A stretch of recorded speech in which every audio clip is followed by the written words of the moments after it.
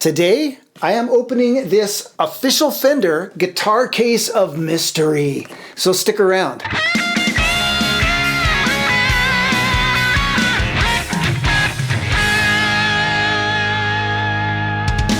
everybody, it is Aaron at Warmoth, and this is an official Fender guitar case of mystery, or in this case, a bass case of mystery. And before I reveal what's inside, let me give you the backstory. About 10 days ago, I was contacted by somebody who lives in the next city over from where I live. And he owned an official Fender bass, but he just felt like the body was a little too ho-hum. It was just a plain color. And he wanted something a little more exciting. And so his plan was to buy a Warmoth bass replacement body with like a flame maple top and take all the pieces off of his official Fender bass and put them on the new Warmoth body. And so he got the body and kind of started the process, but then decided it was a little more than he wanted to tackle. And then he found out that I lived just the next city over, and so he reached out to me and said, "Hey, you're the Warmoth guy. Would you mind doing this build for me?" And I said, "Well, can I make a video of it?" And he said, "Cool." And so I said, "Cool, bring it over." And so he did. And so now I have this bass with this case with the new bass body and all the genuine Fender parts. So I'm going to open this up. We're going to kind of take inventory of what we got here, and then I'm going to do a build. So let's do that right now. Ta-da! And there you have it. So let's go through these parts really quick and see what we got. Here is a genuine Fender jazz bass neck, complete with googly eyes, I might add. I love the googly eyes. I love any personal touches that people put on their instruments. This is a made in America, looks like a 2017 J-bass neck. Very nice. Then we have this Warmoth body. Chambered, it's stamped chambered. It is very light. Looks like a green dye or maybe a dragon burst. Looks like maybe a dragon burst. Flame maple top, sort of in between flame and quilt, maybe quilt. Looks like the ferrules have already been installed. Looks like the side jack's already been installed. So there's the body. Yeah, that is really light. So there's the body. And then, oh, the tuners are already installed, as well as string tree. That's nice. That'll save me some work. And then in the compartment, here, let me put this down out of the way. In the compartment are all the bits and pieces, hybrid slinky strings. We got pots, we got knobs.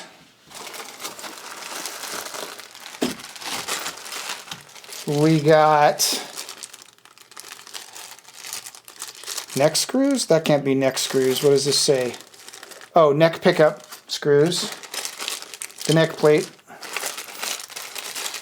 This must be the bridge in here. That's the first thing we probably need to check, is make sure that the bridge fits the route.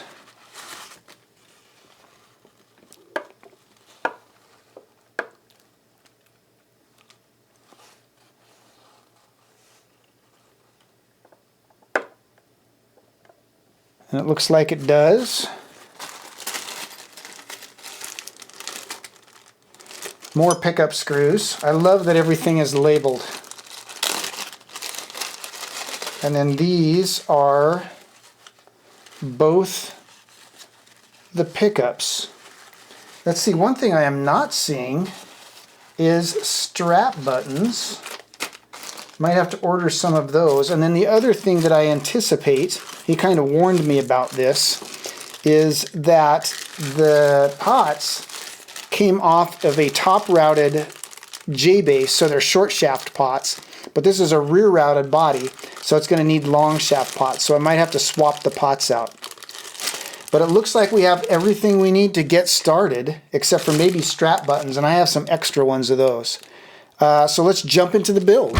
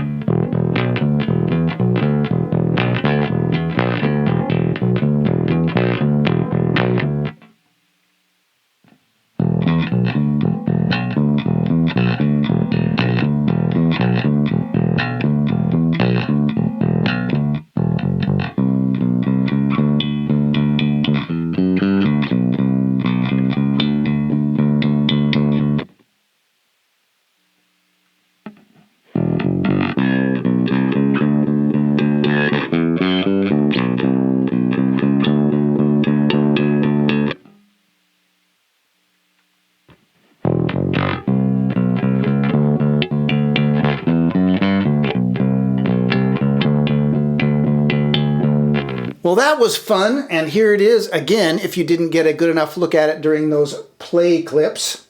It turned out great, I think. Killer looking bass. And also very light. The chambered body really took a lot of weight off of this one. It is the lightest bass that I have here for sure. Really easy to play. It's not neck heavy at all. So yeah, really cool bass. As far as transferring all the genuine Fender parts onto the Warmoth body, everything fit pretty much perfectly. I didn't struggle with getting anything to fit.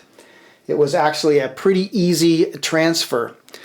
What did I learn? I learned a couple things actually. The first thing I learned is that this body had the Warmoth, the Hipshot FM2 bridge route on it, and I don't know what kind of bridge this is. I'm assuming it's a Fender bridge.